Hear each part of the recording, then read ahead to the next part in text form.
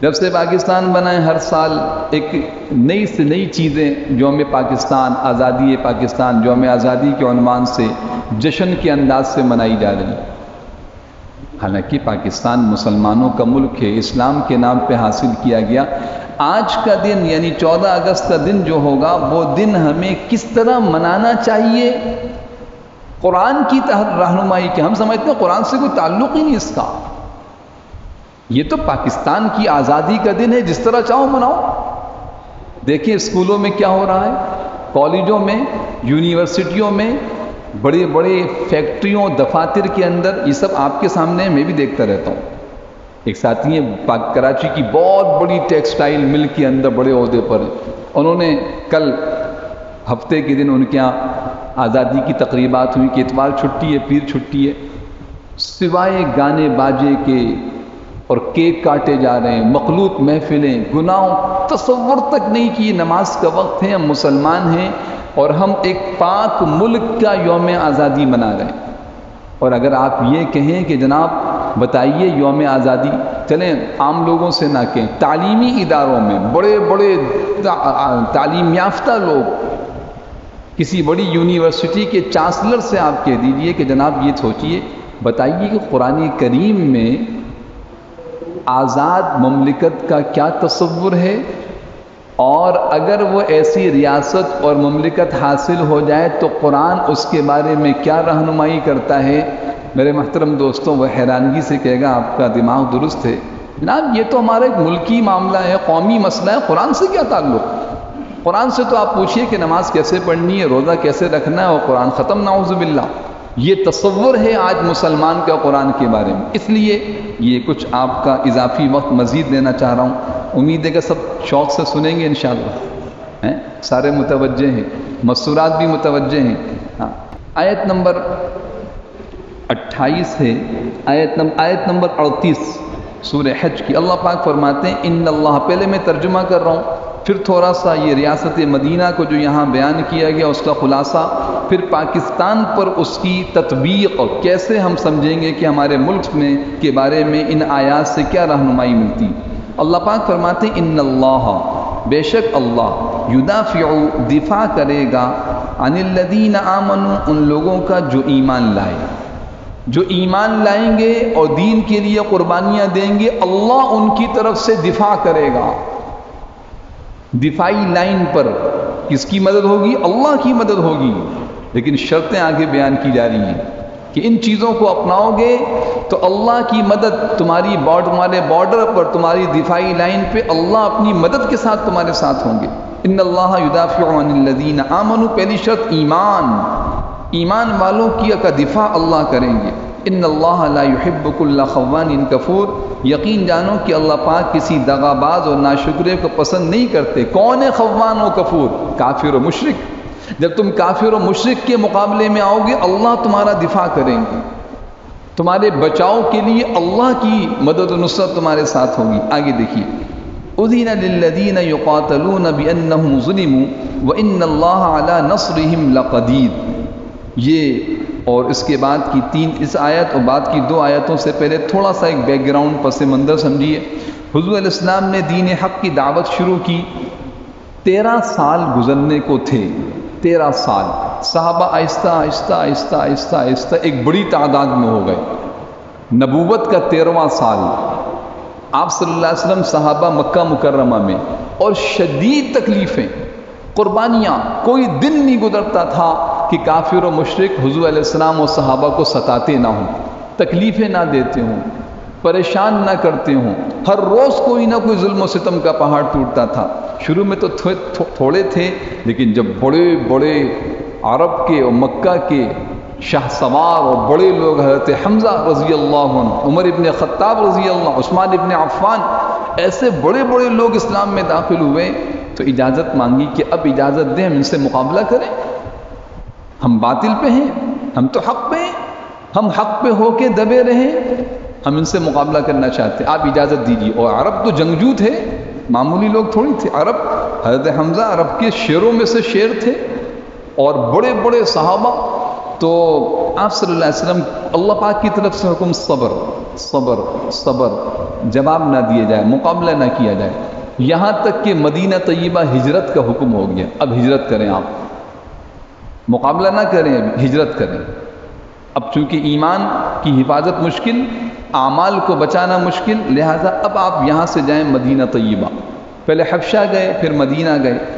مدینہ طیبہ جانے کے بعد بھی پھر بھی پیچھا کر رہے ہیں، پکڑ رہے ہیں، جو ہجرت کر رہے ہیں اس کو مارتے ہیں، مال چھین لیتے ہیں، جان سے مار دیتے ہیں، بہت تکلیفیں، یہاں تک کہ مدینہ ہجرت کے بعد کچھ وقت گزرا، پھر اجازت ہو گئی، جس کے نتیجے میں پہلا عظیم الشان معرکہ اور جہاد آیا، غزوہ بدر۔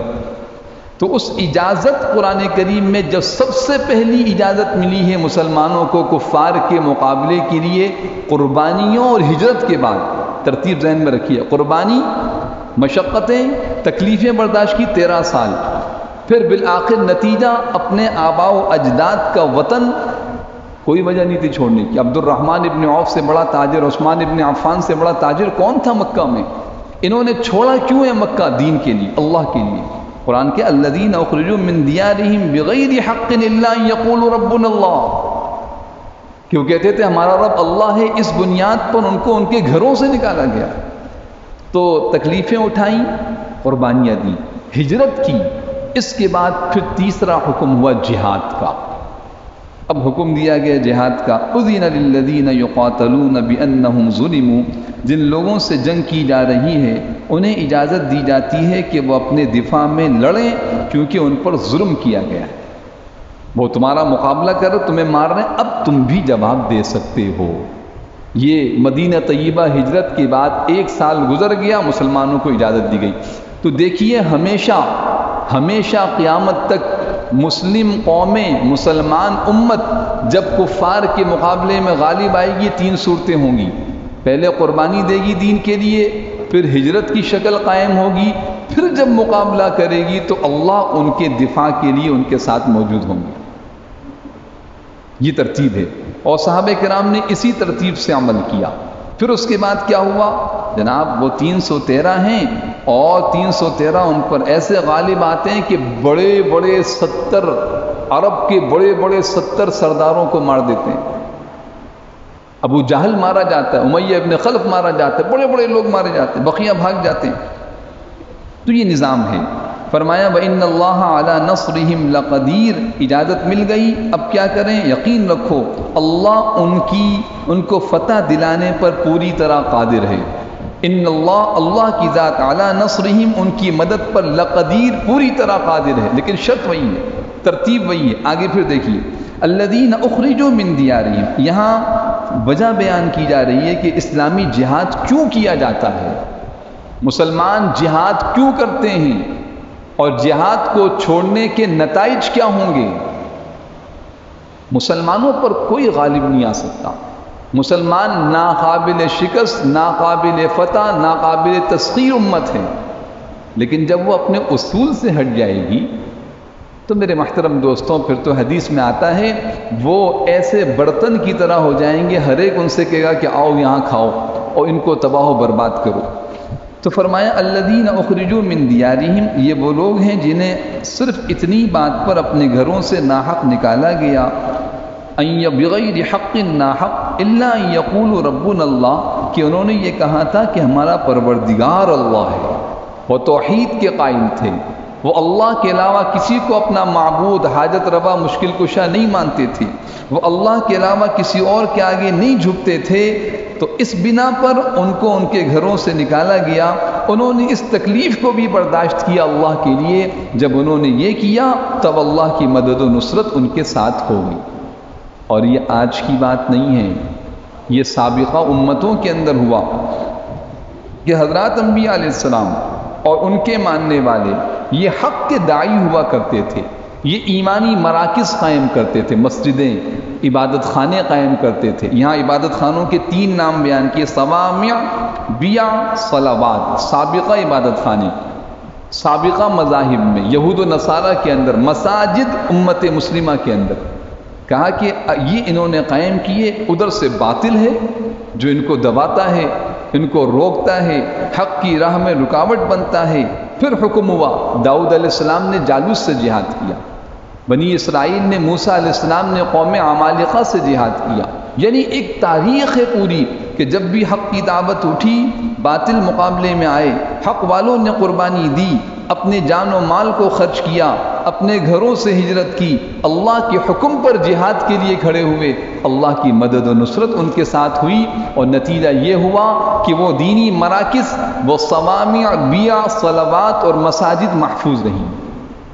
اور اگر ایسا نہیں ہوگا تو پھر نہ مسلمان محفوظ رہیں گے، نہ مسلمانوں کی عبادت خانے محفوظ رہیں گے. یہ قرآن کی آیتیں بتائی. دیکھیے ان آیت کو، وَلَوْلَا دَفْعُ اللَّهِ النَّاسَ بَعْضَهُمْ بِبَعْضٍ، اور اگر اللہ لوگوں کو، ایک گروہ کو کہ شر کو دوسرے کے ذریعے دفع نہ کرتا، باطل کا شر تھا، اہل حق کے جہاد کے ذریعے سے اس کو ختم کیا، اگر ایسا نہ ہوتا لَهُدِّمَ الصَّوَامِعُ، تو منہدم کر دی جاتی، گرا دی جاتی. کیا؟ صوامع، خانخواہیں، ترجمہ کیا خانخواہوں سے. یہ آج کی خانخواہیں اس کی ایک مثال ہو سکتی ہیں، ورنہ صوامع صومعتن کی جمع ہے. یہ جو عیسائی خاص کونے میں بیٹھ کر اللہ کی عبادت کرتے تھے، سب سے یکسو ہو کر، سب سے کٹ کر، اس کو صوامع کہا جاتا تھا. بیع کہا جاتا ہے کلیسا، بیعتن کی جمع عیسائیوں کی عبادت خانے. صلوات، صلاتن یا صلوتن کی جمع ہے یہودیوں کی عبادت خانے. مساجد، مسجد کی جمع ہے مسلمانوں کی عبادت خانے. یعنی اگر اہل حق اہل باطل کے مقابلے میں کھڑے ہو کر اور ڈٹ کر دین حق کے لیے مقابلہ نہ کرتے، یہ دینی مراکز منہدم کر دیے جاتے. پھر کیا ہو؟ یذکر فیہ اسم اللہ، جس میں ذکر کیا جاتا ہے، لیا جاتا ہے اس میں اللہ کا نام، کثیرہ، بہت زیادہ. وَلَيَنْصُرَنَّ اللَّهُ مَن يَنْصُرُهُ، اور یہ ضابطہ بیان کیا کہ اللہ ضرور ان لوگوں کی مدد کریں گے جو اللہ کے دین کی مدد کریں گے. اب یہ پورا پس منظر آیات کا سمجھیے. کفر کے مقابلے میں حق کی مدد، حق والوں کی مدد، مسلمانوں کی مدد جبھی ہوگی جب مسلمان دین پر قائم رہیں گے. کوئی صورت نہیں کہ مسلمان دین چھوڑ دے اور اللہ کی مدد اس کے ساتھ ہو جائے. ایسا نہیں ہوگا، ایسا نہیں ہوگا. پھر آگے فرمایا ان اللہ لقوی عزیز، اے مسلمانوں یاد رکھنا تم اپنی طاقت سے کبھی کفر پہ غالب نہیں آؤ گے. لا شبہ اللہ کی ذات بڑی طاقت والی اور زبردست اقتدار والی ذات ہے. یہ دو تین آیات میں مدینہ طیبہ آنے تک اور مدینہ طیبہ کے قیام کے بارے میں. ابھی مدینہ طیبہ میں اسلامی حکومت قائم نہیں ہوئی ہے. یہ آیت اس وقت نازل ہوئی ہے کہ ابھی غزوہ بدر بھی واقع نہیں ہوا، بالکل ابتدائی وقت ہے یہ. اسی وقت اللہ پاک نے خوشخبری سنا دی کہ ہم مسلمانوں کو ایک ریاست دینے والے ہیں جہاں پر قائم ہونے والے اور اس میں اقتدار حاصل کرنے والے کیا کریں گے؟ وہ نمازیں قائم کریں گے، زکوٰۃ ادا کریں گے، نیکی کو پھیلائیں گے، گناہوں سے روکیں گے. اب یہ بات سمجھ میں نہیں آتی تھی. ایسی چھپ کے بچ کے کافروں سے اپنے تن کے لباس اور ایک سواری کے ساتھ مکہ سے نکل کے مدینہ پہنچنے والے، جن کا اپنا نہ گھر نہ اپنا کاروبار، کیا انہیں بھی کوئی سلطنت و حکومت ملے گی؟ یہ سمجھ میں نہیں آتی بات. لیکن اللہ پاک نے فرمایا ہم انہیں حکومت و سلطنت دیں گے، اور یہ جب ان کو حکومت مل جائے گی، یہ اسلامی ریاست قائم ہو جائے گی مدینہ طیبہ کے اندر، تو یہ لوگ پھر یہ کام کریں گے. ایسا ہی ہوا. حضور اکرم صلی اللہ علیہ وسلم سن 8 ہجری میں مدینہ طیبہ کے بعد مکہ مکرمہ فتح ہوا. عرب کے اس خطے پہ مسلمانوں کی حکومت قائم ہوئی، اور پھر اس کا زبردست ترین دور چاروں خلفائے راشدین کا ہے. سیدنا ابو بکر رضی اللہ عنہ، سیدنا عمر رضی اللہ عنہ، سیدنا عثمان ابن عفان، سیدنا علی ابن ابی طالب رضی اللہ عنہم اجمعین. ان چاروں خلفائے راشدین کا زمانہ الذین ان مکناہم، یہ آیت نمبر 41 ہے سورہ حج کی، کا صحیح مصداق ہے، مفسرین بیان کرتے ہیں. اور قیامت تک اس ترتیب پر زمین کا جو خطہ حاصل کیا جائے گا اور اس طرح اس کو قائم کیا جائے گا، اللہ پاک اس کو بھی اسی طرح قائم و دائم رکھیں گے. اس آیت کو بھی دیکھیے، اور پھر پاکستان اور اس کے موجودہ حالات اور سابقہ حالات پہ اس کی تطبیق کرتے ہیں. اللہ پاک فرماتے الذین، یہ لوگ ایسے، کون لوگ؟ وہ لوگ جو اپنے گھروں سے نکلے تھے ناحق، وہ لوگ بِأَنَّهُمْ ظُلِمُوا جن پہ ظلم کیا گیا تھا، وہ لوگ جو کفر کے حق میں سینہ سپر ہو کے کھڑے تھے، یہ وہ لوگ ہیں، یہ ایسے لوگ ہیں الَّذِينَ إِن مَّكَّنَّاهُمْ فِي الْأَرْضِ اگر ہم انہیں زمین میں اقتدار بخشیں، مکناہم تمکین، اختیار، اقتدار، زمین کے ایک ٹکڑے پر ان کو حکومت حاصل ہو جائے، کیا کریں گے؟ اقاموا الصلاۃ، نماز قائم کریں گے، آتوا الزکاۃ، زکوٰۃ ادا کریں گے، امروا بالمعروف، لوگوں کو نیکی کی تاکید کریں گے، ونہوا عن المنکر، اور ان کو برائی سے روکیں گے۔ مفسرین فرماتے ہیں کہ یہ وہ اسلامی ریاست کے بنیادی اصول ہیں جو قرآن کی آیت میں نہیں رہے، بلکہ خلفائے راشدین نے اپنی دور حکومت میں جہاں جہاں اسلامی حکومت قائم ہوئی، آدھی دنیا سے زیادہ پر اس کو قائم کر کے دکھایا، قائم کر کے دکھایا۔ حضرت عمر رضی اللہ تعالیٰ عنہ کے زمانے میں تمام خلفائے راشدین، کوئی نماز چھوڑ دے ہو نہیں سکتا تھا، کوئی ظلم کرے ہو نہیں سکتا تھا، خیر کے پھیلانے کے، امر بالمعروف کے باقاعدہ ادارے قائم تھے، اور بازار میں تجارت کرنے والا ہر شخص جانتا تھا تجارت کیسے کی جاتی، سارے اسلامی شعبے قائم تھے۔ کیوں؟ کیونکہ اللہ نے پہلی پیشن گوئی ہے، ابھی قائم نہیں ہوئی، پیشن گوئی اللہ پاک نے کر دی تھی۔ عثمان ابن عفان رضی اللہ عنہ اس آیت کو پڑھتے تھے تو کیا فرماتے تھے؟ ثناء قبل بلاء، یہ اللہ نے تعریف فرمائی ہے اس آزمائش و امتحان سے پہلے، اس حکومت سے پہلے اللہ نے ہماری تعریف کی کہ ہم حکومت دیں گے تو یہ لوگ اس طرح قائم کریں گے۔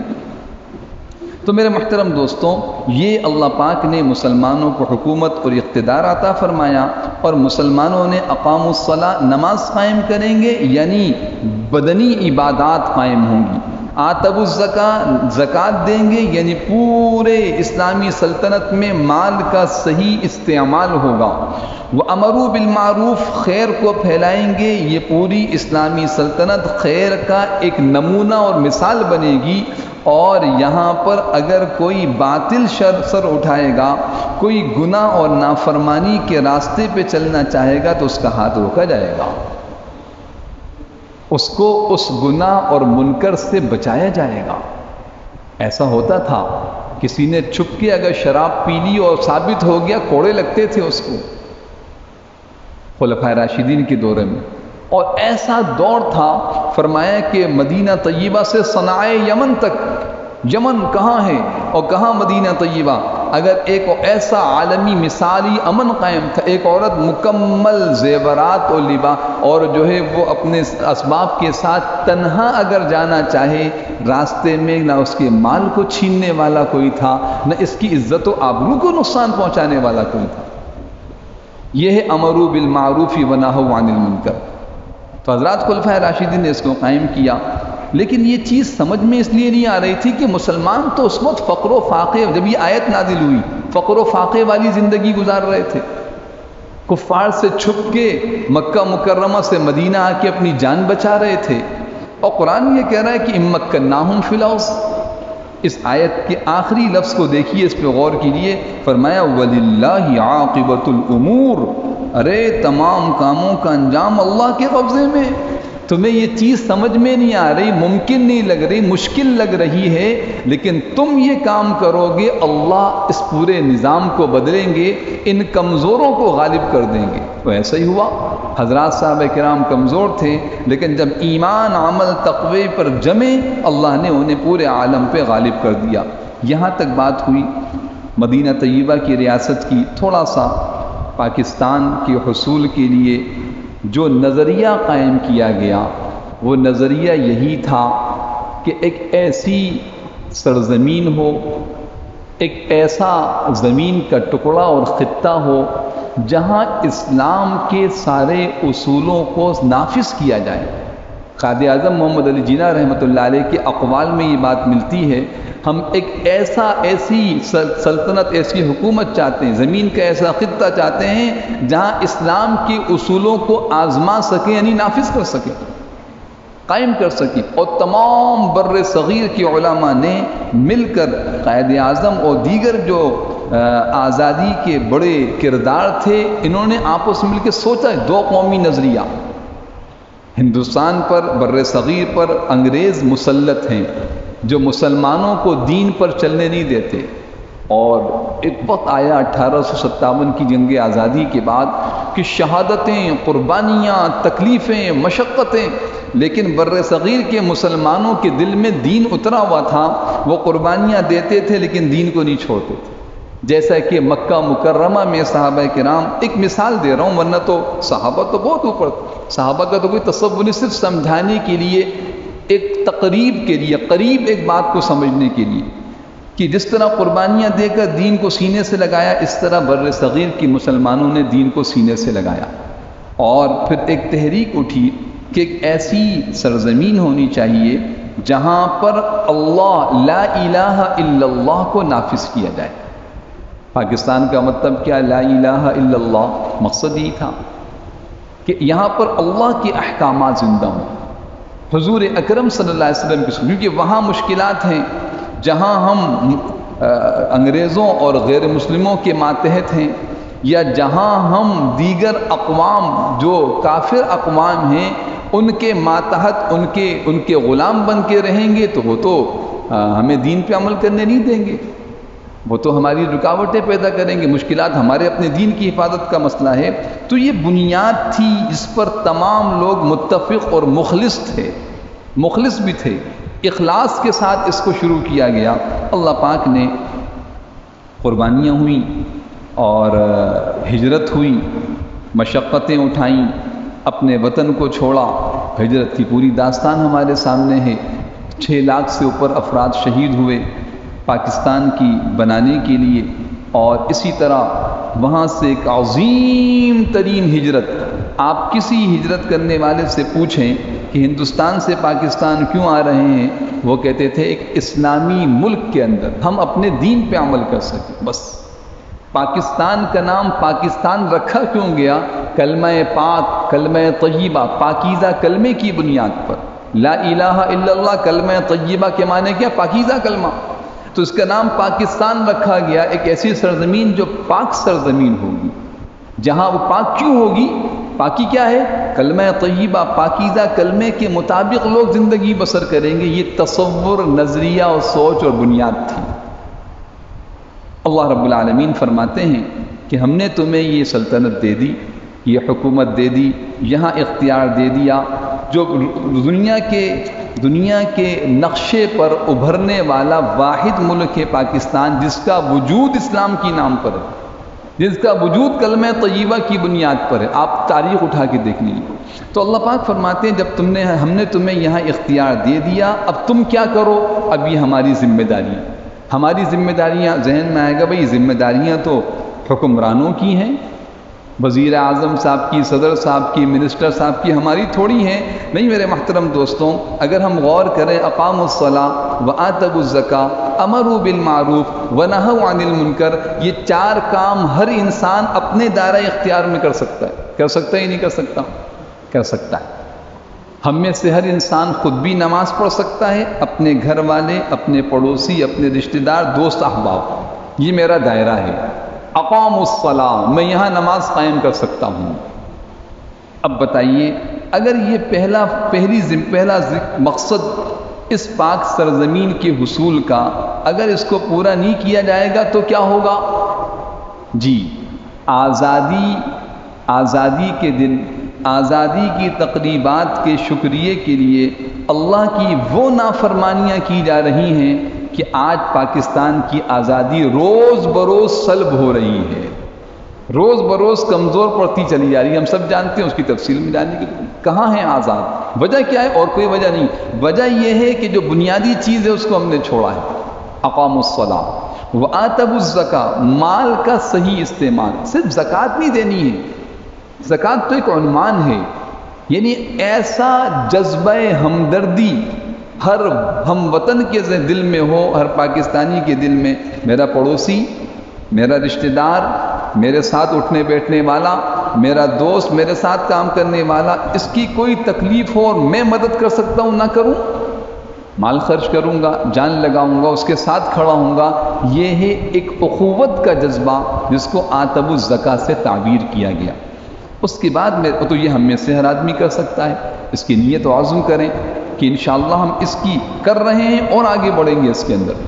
تیسری چیز امروا بالمعروف، جتنا میرا اختیار ہے اپنے اختیار کے اندر اپنے گھر والوں کے ساتھ، میں جس دفتر میں کام کرتا ہوں، جس دکان پہ، جس کارخانے پہ، جس زمین پر مجھے جو وسائل حاصل ہیں اس میں خیر کو پھیلاؤں گا۔ سچائی، امانت داری، ہمدردی، خلوص، میرے محترم دوستو یہ بنیادیں ہیں۔ اب ہم سب سمجھتے ہیں، جو الفاظ میں عرض کر رہا ہوں آپ سمجھ رہے ہیں کہ ہم میں سے اکثریت ہمارے ملک کے لوگوں کی اس سے خالی ہوتی چلی جائے، تو نتیجہ ہمارے سامنے ہے۔ اللہ کی ذات اسی طرح ہے، اس کے وعدے اسی طرح ہیں۔ اللہ نے فرمایا اگر تم ان سب چیزوں کو قائم کرو گے اللہ تمہاری اس حکومت و سلطنت کو مضبوط فرمائیں گے۔ تو فرمایا امروا بالمعروف، اور چوتھی چیز ونہوا عن المنکر، گناہوں سے روکنا۔ کہیں دور جانے کی ضرورت نہیں ہے، بلکہ اپنی ذات کو روکیں گے گناہوں سے، اپنے گھر میں کوئی اللہ کی نافرمانی نہ ہونے دیں، اپنی اولاد، اپنے ماتا، ایسی فضا قائم کریں گے انسان گناہ کرتے ہوئے سوچے گا کہ میں یہاں گناہ کیسے کر لوں، میں اپنے گھر کے اندر وہ فضا قائم کروں، اپنے دفتر میں، اپنی دکان میں، اپنے کارخانے، اپنے اختیار میں، اپنے دوستوں کی مجلس میں، دوست بیٹھے ہوئے ہوں ایسی فضا قائم کریں، کوئی جھوٹ نہ بولے، کوئی غیبت نہ کرے۔ کیسے فضا قائم ہوگی؟ میری ذمہ داری ہے۔ وَنَهَوْا عَنِ الْمُنْكَرِ، یہ 4 کام ہیں بھائی، اس کو دیکھ لیجئے، اچھی طرح سمجھ لیجئے، دلوں میں اتاریے۔ اس کے لیے اپنی ذات سے جو جد و جہد ہو سکتی ہے وہ کیجئے، تو اللہ کی رحمت سے امید ہے کہ اللہ سبحانہ و تعالی ہماری اس مملکت خدا داد کو، اس پاک وطن کو قائم و دائم رکھیں گے۔ اس کی برکات سے پوری انسانیت فائدہ اٹھا رہی ہے الحمدللہ۔ اور اسی طرح ایک اور چیز اس میں ضرور عرض کروں گا کہ یہ جو چیزیں ہمارے سامنے آئیں، یہ آئی ہیں علم کے ذریعے سے، علم جس کی بنیاد قرآن و سنت ہے، اور اس کے ساتھ ساتھ ہماری ضرورت کے علوم و فنون ہیں، ہنر ہیں، اس کو بھی پھیلائیے، اس کو پھیلائیے۔ چاروں طرف سے باطل محنت کر رہا ہے ہمارے ملک میں تعلیمی نظام تباہ ہو جائے، ہم سب کے سامنے تعلیمی نظام تباہ، کیونکہ تعلیم ہر قوم کی ترقی کی بنیاد ہے، اس پہ توجہ دینے کی ضرورت ہے۔ ضرورت نہیں کہ اسکول کالج والے توجہ دیں، میں اپنی ذات، میں ان 4 بچوں کو تعلیم دے سکتا ہوں، میں اپنے اس گھرانے کو تعلیم کے لیے آمادہ کر سکتا ہوں۔ تو پہلی تعلیم میں نے عرض کی کس کی ہے جی؟ قرآن و سنت کی، قرآن سے واقفیت ہو، سنت سے دین سے واقفیت ہو۔ دوسرے نمبر پہ علوم و فنون کی تعلیم، ہنر، فن اور ہنر، علم، یہ بنیاد ہے۔ آج ہمارا ملک دنیا کے ممالک میں 107ویں نمبر پہ ہے شرح خواندگی کے اندر۔ پاکستان کا 40% طبقہ ایسا ہے جو کچھ پڑھ سکتا ہے، اعلیٰ تعلیم خواندہ پڑھ، 60% کے قریب وہ لوگ ہیں جو کچھ نہیں پڑھ سکتے۔ پاکستان میں لاکھوں بچے ایسے ہیں جنہوں نے نہ کچھ پڑھا ہے، نہ پڑھ رہے ہیں، نہ آئندہ پڑھیں گے۔ بحیثیت قوم ہم کیسے ترقی کر سکتے ہیں؟ دنیا کی فتوحات، دنیا میں آگے بڑھنے کے لیے علم کی ضرورت ہے۔ آپ یقین مانیے باقاعدہ شب خون مارا جا رہا ہے ہماری تعلیم کے اوپر، ہمارے علم، نہ دین کی تعلیم کو تم اللہ معاف فرمائے تعلیم ہی نہیں سمجھتے، حالانکہ بنیادی تعلیم دین کی تعلیم ہے، قرآن و سنت کی تعلیم ہے۔ تعلیم یافتہ وہ 40% طبقہ جو تعلیم یافتہ ہے وہ تو قرآن و سنت سے بھی گیا گزرا ہے، اور باقی 60% نہ ان کے پاس دین کا علم نہ دنیا کا علم۔ بتائیے کیا کرنا چاہیے؟ یہ خالی افسوس کی باتیں نہیں ہیں، کچھ کرنے کی چیزیں ہیں۔ لہٰذا 14 اگست آئے اور ہم کچھ جھنڈیاں اور جھنڈے لگا کر، کچھ میوزک لگا کر، کچھ ترانے ملی نغمے بجا کر، یا کچھ پروگرام کیک کاٹ کے سمجھے کہ کام ختم ہو گیا؟ نہیں میرے محترم دوستوں، نیت کیجئے، جتنے احباب بیٹھے ہیں آپ بھی نیت کر لیں، اور الحمدللہ اللہ پاک کے فضل سے قرآن و سنت کی رہنمائی، اپنے اکابرین، اساتذہ، مشائخ کی تربیت کی برکت سے الحمدللہ ہم نے اپنے تعلیمی ادارے جو اس مسجد میں قائم ہے مکتب الحسنین میں، کل آزادی کی ایک مختصر سی تقریب اور ایک پروگرام منعقد کیا تھا، اس کی کچھ جھلکیاں انشاءاللہ آپ حضرات تک میڈیا کے ذریعے پہنچ بھی جائیں گی، جس میں پہلا کام ہم نے کیا کیا، یہ بچے موجود ہیں، یہ اس وقت موجود تھے، ان کی تربیت، یہ بنیاد ہے ہماری قوم کی، ان کو معلوم ہو کہ پاکستان کیا ہے، آزادی کیا ہے، قرآن و سنت کی تعلیمات، کن بنیادوں پر ہم کھڑے ہوں گے تو ہمارا ملک مستحکم ہوگا، ہم اپنی ذمہ داری پوری کریں۔ تو سب سے پہلا عمل کچھ ان کے سامنے خاکہ پیش کیا گیا۔ خاکہ یعنی تاریخی خاکہ، پاکستان کیا ہے، کیسے حاصل کیا گیا، اور یوم آزادی 14 اگست والے دن آزادی منانے کا طریقہ ایک مسلمان کا کیا ہونا چاہے، وہ مدرسے میں پڑھے، اسکول میں پڑھے، کالج میں پڑھے، یونیورسٹی میں پڑھے، کیا ہونا چاہیے۔ اور اس کا عمل اس طرح کرائے گا کہ سب سے پہلے 2 رکعت نماز پڑھی، صلاۃ الشکر، شکرانے کی نماز، اقام الصلاۃ، زمین مل جائے تو نماز قائم کرو۔ فتح مکہ ہوئی، حضور نے پہلے نماز پڑھی ہے۔ آپ بتائیے کہیں کوئی نماز کا تذکرہ 14 اگست کی تقاریب میں ہوتا ہے؟ قرآن کہہ رہا اقام الصلاۃ، آیت عرض کر رہا ہوں، اور ہماری تقریبات نماز سے بالکل، یعنی نماز چھوڑی جا رہی ہے، قیام تو دور کی بات ہے۔ اب چاہے پڑھے لکھے ہوں، ان پڑھ ہوں، تعلیم یافتہ ہوں، غیر تعلیم یافتہ ہوں، تو بتائیے ترقی، کس ترقی کا ہم خواب دیکھ رہے ہیں؟ خالی نعرہ لگانے سے کہ پاکستان پائندہ بعد قیامت تک قائم رہے گا، یہ نعرہ درست نہیں ہے، اس کے لیے عمل ہے اس کے پیچھے، ورنہ ساری دنیا ہمیں مٹانے پر تلی ہوئی، یاد رکھیے۔ اور دونوں چیزیں میں نے عرض کی، دین کا علم اور فنون اور ہنر، یہ فنون ہیں ہمارے، انجینئرنگ ہے، میڈیکل ہے، سائنس ہے، سب یہ فنون سیکھنے، اور اس میں سب سے آگے بڑھنا چاہیے ہم کو، اور الحمدللہ مدارس اس کے لیے بڑا کردار ادا کر رہے ہیں۔ تو سب سے پہلے نماز پڑھی 2 رکعت، اور نماز کے بعد پھر ہم نے سمجھایا کہ بھی 2 رکعت نماز ہم نے کیوں پڑھی ہے۔ سب سے پہلے تو اللہ کا شکر ادا کیا کہ ہم ایک آزاد ملک میں رہ رہے ہیں، ورنہ آپ چلے جائیے اس وقت عراق میں، برما میں، شام میں، آذربائیجان کے، چچنیا، بوسنیا، فلسطین، کس کا سب چھوڑیے، جس ملک سے، جس جگہ سے آزادی حاصل کی تھی، ہندوستان، کیسی چیزیں سامنے آ رہی ہیں، کیسے مسلمانوں کی املاک کو جلایا جا رہا ہے، کیسے مسلمانوں کا جان و مال محفوظ نہیں ہے۔ اللہ پاک نے میرے جان و مال کو محفوظ کیا اور میں ناچ رہا ہوں، گا رہا ہوں، یہ شکر ادا کر رہے ہیں اللہ کا۔ آزادی کی نعمت کا شکریہ۔ میرے محترم دوستوں، آپ میں سے ہر فرد، آواز کو سننے والی ہر خاتون، مستقل ہم اس کے داعی بنے، حق کے داعی بنے۔ حق کیا کہتا ہے، قرآن کیا کہتا ہے، قرآن کی تعلیمات کیا ہیں، تو یہ بات سمجھائی۔ پھر اس کے بعد ہم نے کہا بھائی جو قرآن کریم، اب اس کے بعد سورہ یاسین پڑھیں گے۔ جو بڑے طلبہ سب نے سورہ یاسین، تقریباً 200 کے قریب طلبہ تھے، سب نے سورہ یاسین پڑھی، جنہوں نے جو پڑھ سکتے تھے۔ جو چھوٹے تھے بالکل قاعدہ پڑھنے والے، ناظرے والے، ان سے کہا سورہ اخلاص پڑھیں کثرت سے، 10 مرتبہ، 15 مرتبہ، 20 مرتبہ۔ بڑے بچوں نے، اساتذہ نے، میں نے خود سورہ یاسین پڑھی، اور چھوٹے بچوں نے سورہ اخلاص پڑھی، اور کہا اس کا ثواب ان شہداء کو، آج تو شہداء کا کوئی ذکر ہی نہیں، ان کا خون رائے گا نہیں گیا، یہ ملک وجود میں آیا، آج تو وہ بھول گئے، آج تو میوزک کی آواز کے اندر سب دب گیا۔ میں اور آپ اپنی بچیوں کو سمجھائیں، یہ خواتین جن تک آواز پہنچ رہی ہے، اپنی بچیوں کو،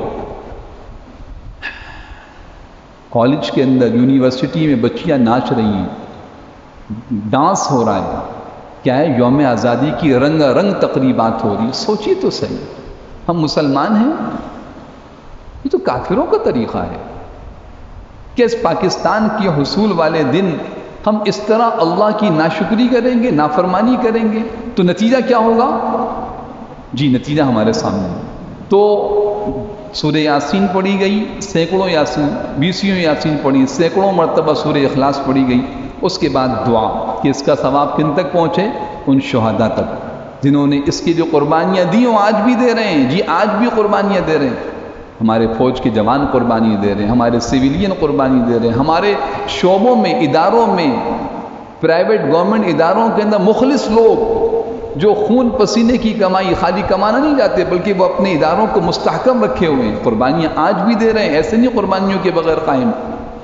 تو ان سب کے لیے ایصال ثواب۔ اور پھر اس کے بعد کچھ قرآن کریم کی تلاوت، حمد و نعت، کچھ ملی نغمے جو اچھے کلمات والے تھے، عربی اردو میں تقاریر، اور پھر اس کے بعد آخر میں دعا۔ یہ ایک تقریب ہوئی، بچوں کو اجازت تھی بیج لگا کے آئیں، جھنڈے لے کے آئیں، اس کی اجازت ہے، پابندی نہیں، لیکن یہ سمجھیں کہ یہ دن کس کو پسند آئے کہ آج اس لیے کر رہے ہیں تاکہ 14 اگست والے دن ہمیں اسی طرح کوئی میوزک کے بجائے تو اس کو محبت سے سمجھائیں کہ اللہ کو ناراض نہ کرو، آج تو اللہ کو راضی کرنے کا دن ہے۔ تو ہم سب بھی کوشش کریں گے انشاءاللہ اسی طرح تو خود بھی کوشش کریں، ان آیات کو سامنے رکھیں۔ اللہ پاک فرماتے ہیں کہ ایک مسلم ریاست کی بنیادی ستون کیا ہے؟ نماز کا قیام، زکوٰۃ کی ادائیگی۔ میں نے کہا نماز کے قیام سے مراد تمام بدنی عبادات، زکوٰۃ کی ادائیگی سے مراد پوری سلطنت، پوری حکومت اور ریاست کے اندر مال کا صحیح استعمال، امروا بالمعروف، خیر کو پھیلانا، نہو عن المنکر، اللہ کی نافرمانی اور ظلم سے معاشرے کو پاک کرنا۔ جو یہ کرے گا اللہ سبحانہ و تعالیٰ کی مدد و نصرت ان کے ساتھ ہوگی۔ اور اگر ایسا نہیں کریں گے، اللہ پاک سورۃ النحل کی آیت نمبر 112 میں فرما رہے ہیں اگر تم ایسا نہیں کرو گے ہم تمہیں بھوک اور خوف کے اندر مبتلا کر دیں گے۔ بھوک اور خوف کے اندر، آیت نمبر 112 سورۃ النحل 14واں سپارہ، اس آیت کو بعد میں دیکھ لیجئے گا کہ اگر تم اس حکومت اللہ پاک مثال بیان کرتے ہیں ایک ایسی بستی کی، یہ بستی بعض کہتے ہیں مکہ کی بستی، بعض کہتے ہیں قیامت تک آنے والی ہر بستی مراد ہو سکتی ہے، جس میں اللہ کی نعمتیں برکتیں تھیں، وہاں کے لوگوں نے اللہ کی نافرمانی کی، جب نافرمانی اور ناشکری کی فکفرت بانعم اللہ فاذاقها اللہ لباس الجوع، اللہ نے انہیں بھوک کا لباس پہنا دیا، ولباس الخوف، خوف کا لباس پہنا دیا۔ کیوں؟ ان کی ناشکریوں کی وجہ سے۔ تو اگر ہم دیکھیں بھوک اور خوف کا لباس ہمارے ملک میں پھیل چکا ہے۔ بھوک، ہمارا متوسط طبقہ وہ بالکل نیچے جا چکا ہے، اور خوف، ہر چیز کا ایک خوف طاری ہو چکا ہے۔ وجہ یہ ہے کہ اللہ کی نافرمانی۔ اس لیے میرے محترم دوستوں، ہم نیت و عزم کریں اور اس کا ارادہ کریں کہ ہم اللہ کو راضی کریں گے۔ اللہ کی اس نعمت پر جو بحیثیت پاکستان کے اللہ نے ہمیں دی ہے، اللہ کا شکر ادا کریں گے، ان اعمال کا اہتمام کریں گے جن کی طرف قرآن کریم میں اللہ پاک نے ہماری رہنمائی فرمائی۔ سب نیت کرتے ہیں انشاءاللہ اللہ پاک ہمیں اپنے ملک کے ساتھ خلوص کے ساتھ یہاں کردار ادا کرنے کی توفیق عطا فرمائے، اپنے اختیار کے مطابق اللہ کے احکامات کو زندہ کرنے کی توفیق عطا فرمائے، پاکستان کی تعمیر و ترقی میں اپنا بھرپور حصہ لینے کی توفیق عطا فرمائے، اور ہمارے اس پاکیزہ وطن کو اللہ پاک قیامت تک قائم و دائم رکھے، ہر حاسد کی حسد سے بچائے، ہر فتنہ پھیلانے والے کے فتنے سے بچائے، ہر قسم کی اندرونی بیرونی سازشوں سے اللہ پاک بچائے، اور پاکستان کے دشمنوں کو اللہ پاک نیست و نابود فرمائے۔ وآخر دعوانا ان الحمد للہ رب العالمین۔